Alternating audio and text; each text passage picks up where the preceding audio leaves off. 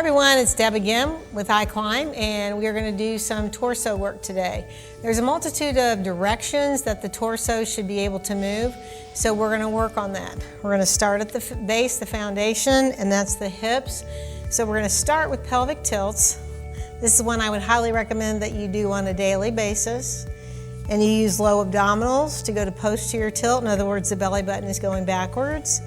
And then anterior tilt, the navel moves forward. So you're using low abdominal muscles and paraspinals, the muscles that are on either side of the spine, which is core. And you're going to drop back and up. And you should really start to feel like those muscles in the shoulders want to play along, as they should. So go ahead and concentrate on a little bit of shoulder retraction. So drop it back, anterior tilt, shoulders back, and I suggest you hold this position a few seconds. Here's why. Your posterior chain, in other words your backside, is your weakest point without question. So in order to strengthen that and really work on that, hold that, allow those muscles to gain some strength and endurance in that position, because this is where you want to be in an upright position. Remember, if you can't do things in sitting, it's going to be a real challenge, if not impossible, to do them in standing. So back and forth. This should be a comfortable position, just sitting upright on the end of the chair for an extended period of time, because again, if that torso can't do it in sitting, it can't do it in standing. So we're going to start with pelvic tilts. Those feet, as always, are in a parallel foot forward position in line with the knees and the hips. And you're going to drop back and you're going to go forward. Now, I suggest, excuse me, that you do no less than 20 each direction. Here's why. Number one, a lot of you are very tight in the low back. The more you do, the looser it's going to get. The more you do, the greater your range of motion. Remember, your range of motion is always directly related to your functional ability. So the more range of motion you have at the hips, it makes everything better. Getting in and out of the car, gait, all of it. Putting your shoes on. So we're going anterior, posterior tilt. We're going to start with that, and we're going to work our way up. All right, so the next thing that we're going to do is we are going to isolate some muscles in the mid-torso. So what I want you to do is put your arms out to the side and let's go palms up. And the reason I want palms up is because it is a little more challenging on the shoulders and it rolls that torso, that rib cage open a little bit further.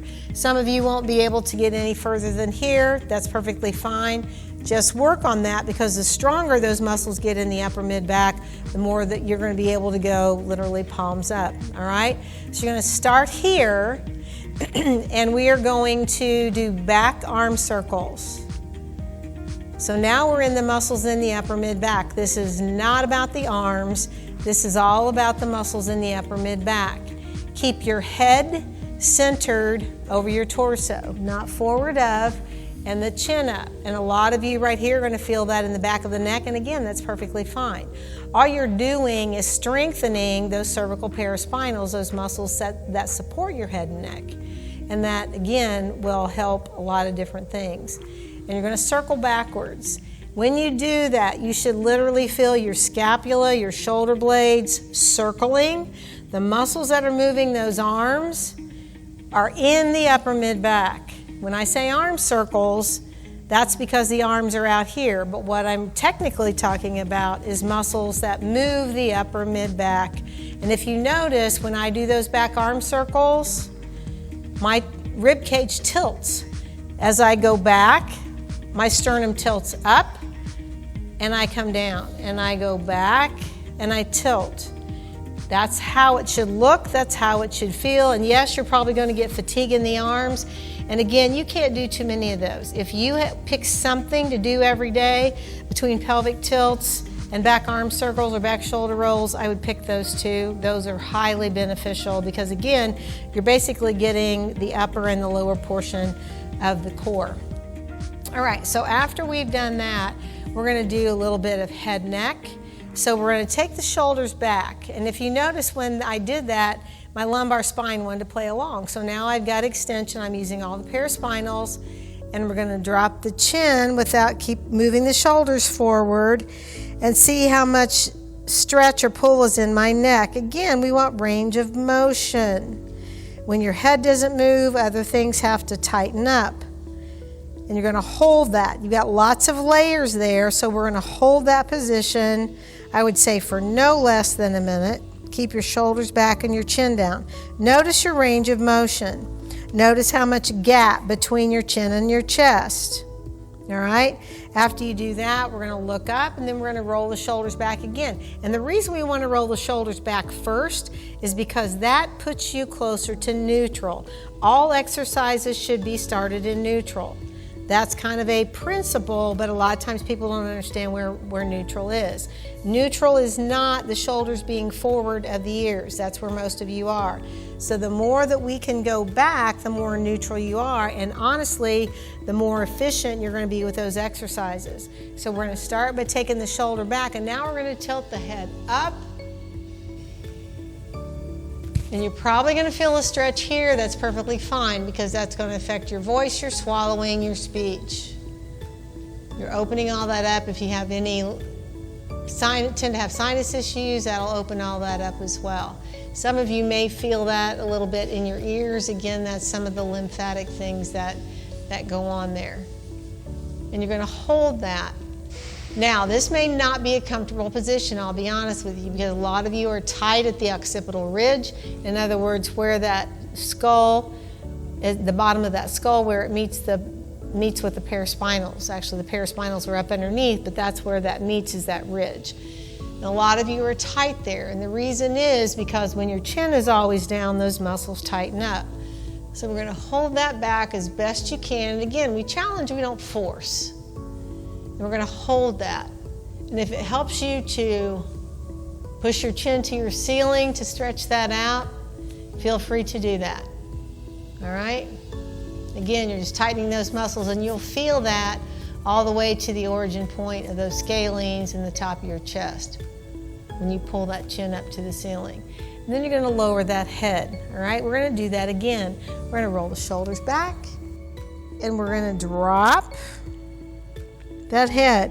Now, already some of you will notice I can drop my chin further, so I've got greater range of motion. So what does that mean? Now I can turn my head further, doesn't hurt as much, not as tight, more function. I'm all about function. And again, we're going to hold that at least a minute, then head up, shoulders back, we're going to tilt. And once again, you should notice the difference in the tightness in the front of the neck, and that is probably not as uncomfortable on the neck. A lot of you have rotation at the head, or you tilt to one side, and that's compensation for what torso is doing. So just make sure that when you drop, that chin is center, not over here somewhere, and that when you tilt, before you tilt, that chin is in line with your sternum. Shoulders are back. And again, you're going to hold that. And then we're going to go forward, and we're going to relax. So we're going to do that twice for now, all right? So then we're going to separate those feet. You're still sitting on the edge of the chair, and we've done this one before. I would highly recommend, if your thoracic offset or your torso doesn't sit square on your hips, that you do this one on a regular basis. This will eliminate a lot of that tightness in that mid-low back and in that area right above your hips, all right? Because that gets really tight, and when you go to move, it doesn't move, either this way or this way. So what we're going to do is we're going to put, and in this case it's going to be, if you're looking at me, your right forearm on your right thigh. And the reason I want the hips separated is because I want you to feel comfortable with putting weight on that thigh. So we're going to lean over, and then we're going to reach, and this arm should be straight. So even if you have to do this, straighten the arm, because again, just like the knee when we did the sequence with the gait, as soon as you bend here, you lose the demand in that torso. So we want the arm straight, even if you have to come here. And you're going to hold that. And you've got to hold it because there's a lot of things connected here, all the way from the arm down into the hip. Some of you may feel this in the hip, and that's perfectly fine. Make sure you keep that left hip on the chair, because if it's tight, it'll want to come up. But you're going to hold that, And again, you're going to do that on both sides, and we're going to reach. And I want you to do this twice on each side. And you should notice a difference even the second time. One of the keys to a lot of this is to hold the position. You cannot get in a hurry. There are layers to work through, and there are lots of things that are connected and interconnected. You've got to allow muscles to be able to release, contract, whatever they need to be doing. Can't get in a hurry. And make sure you're breathing. In other words, hold the position but not your breath. Once you do that twice on each side, we're going to bring those feet back to the front, all right? We're going to take our arms out to the side again, and this time we're going to go palms up like we did before. But now, one of the things your torso is supposed to be able to do is to go side to side, all right, without the hips moving. If the hips moved and every time you move sideways, you'd always fall over. So again, what that means is stability in the hips.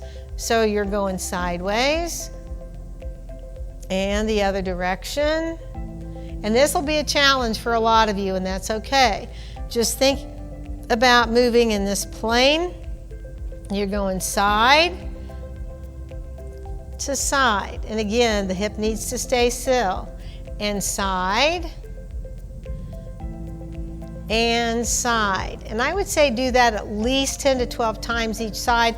Now, if you need to take a break in between, perfectly fine. But try to do at least 10 to 12 or until you feel like that the transition from right to left gets easier and you've gained some range of motion or activated some muscles in that torso.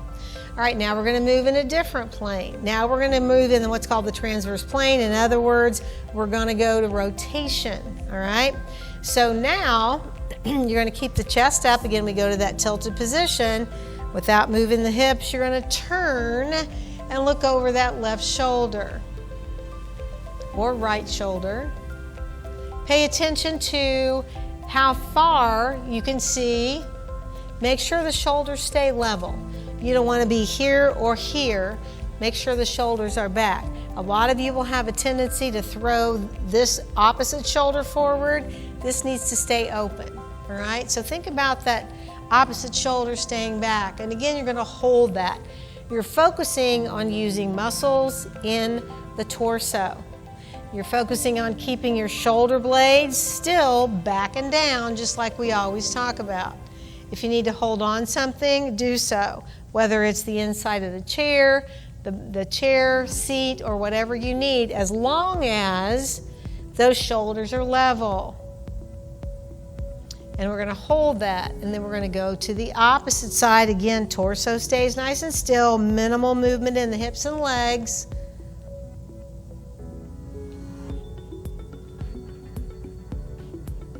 And you're going to hold that. Again, really focusing on equal weight distribution on the hips, shoulders level, both shoulders open, muscles in the torso. In this case, it's going to be on my right side.